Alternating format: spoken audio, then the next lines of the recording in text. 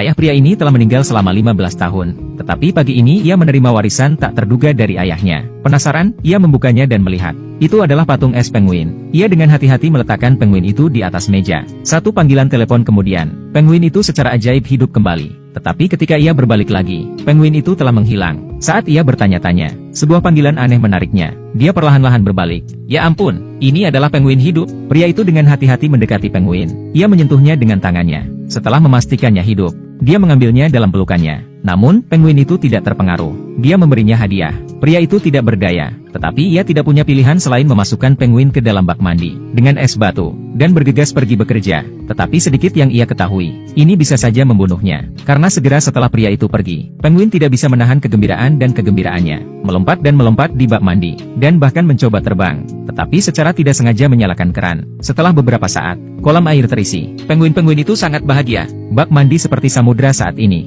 Dia berenang di dalamnya. Di malam hari, Mike si pria pulang dari kerja. Ia hendak pergi ke toilet untuk memeriksa penguin itu. Dan ketika ia membuka pintu,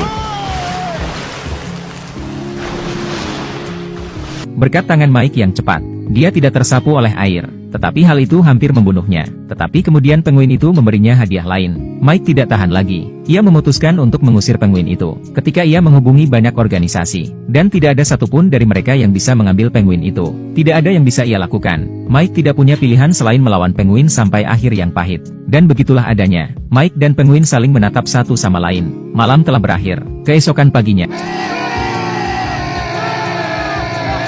jam alarm penguin membangunkan Mike. Mike tidak tahan lagi. Ia melemparkan penguin itu tepat di luar pintu. Penguin itu tampaknya telah melekat pada Mike. Ia tidak ingin pergi. Jadi Mike melemparkan air dari vas ke lantai, mengambil penguin. Selamat tinggal. Mike senang bisa menyingkirkan penguin itu. Tetapi ia dihentikan oleh seorang penjaga keamanan tepat saat ia keluar dari lift. Petugas keamanan yang baik hati membantu Mike menemukan penguin itu. Mike segera menyangkalnya. Tetapi semua buktinya ada di sana. Mike tidak punya pilihan selain membawa penguin itu pergi. Untuk menjaga rahasia penjaga keamanan, dia juga membayar petugas keamanan untuk tutup mulut. Itu adalah sebuah kerugian. Penguin itu tidak dikirim pergi dan dia kehilangan uang. Tetapi kemudian ada kejutan. Seekor penguin mematahkan hati Mike. Kemudian 5 lagi datang. Penguin baru tidak malu-malu. Beberapa datang mencari makanan mereka sendiri. Beberapa pergi untuk berendam di toilet terlebih dahulu. Kelompok penguin ini sangat pandai memecah rumah. Berhadapan dengan penguin-penguin ini, Mike mengalami kesulitan. Dan saat itulah, mantan istri Mike sedang berkunjung bersama anak-anaknya. Yang mengejutkan, anak-anak sangat menyukai penguin. Hal ini membuat anak-anak dan Mike semakin dekat.